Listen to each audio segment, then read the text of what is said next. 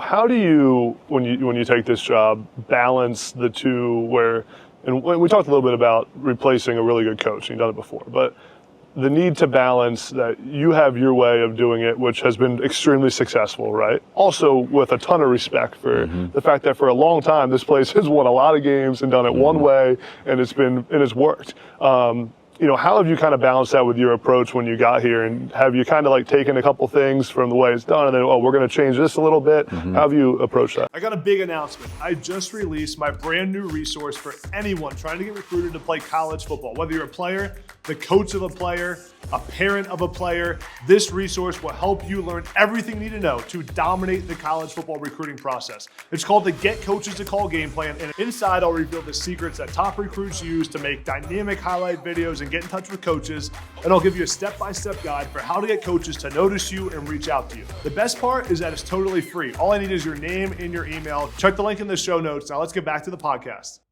Yeah, I mean, I think, especially with Coach Saban having been here for 17 years, there's going to be a reason, why most of the things that are routine, traditions, there's going to be a reason, why is the schedule this way? Why is, I'm talking about the daily schedule or whatever it might be, how academics is set up and what it looks like there, the people that are in place. There's a reason for those things.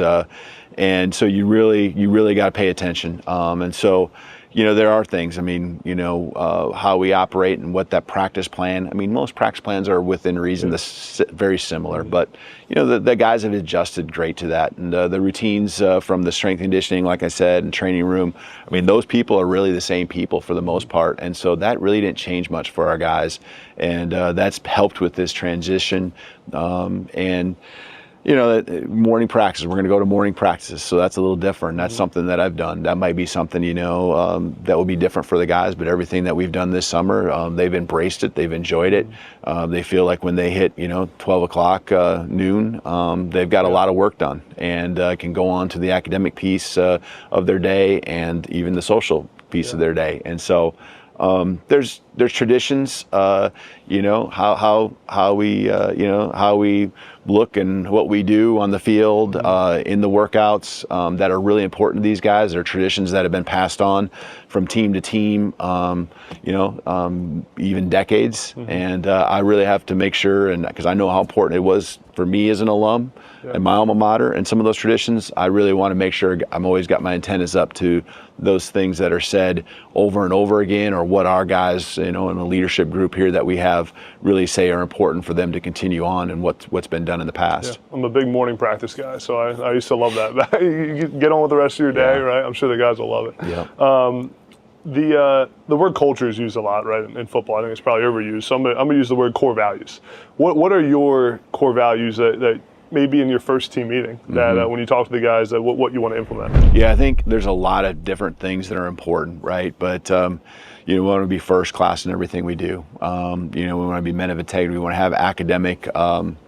We want to be academic excellence in the classroom is really key. What we call our non-negotiables kind of falls in line with the values that we have, and that's we want to be family-centered. We want to have a brotherhood, which is just really been great even coming in, but they continue to grow it and really come together in a special way. There needs to be an accountability, I think, every great team has, and that, again, is something that, you figure out what's important to you, how you do things, and these guys have really stuck to their guns on that. And I just walked out of the team meeting and praised them a little bit, patted them on the back for a second on some of the accountability things I'm hearing from just the workouts, that they're doing, and if someone's not quite up to the standard, that they're holding each other accountable, and that says a lot about the relationship too, because they're not getting defensive and going back and forth that way. And then I think there's all this comes together and there becomes a toughness. It's physical toughness, it's mental toughness. Those are some of the things that we call our non-negotiables in our program. And there's other values we add to it, but doing things the right way. We say winners win because that's what winners do, and winning's really important in our program, but really it's a result of doing the things that winners do or champions do each and every day.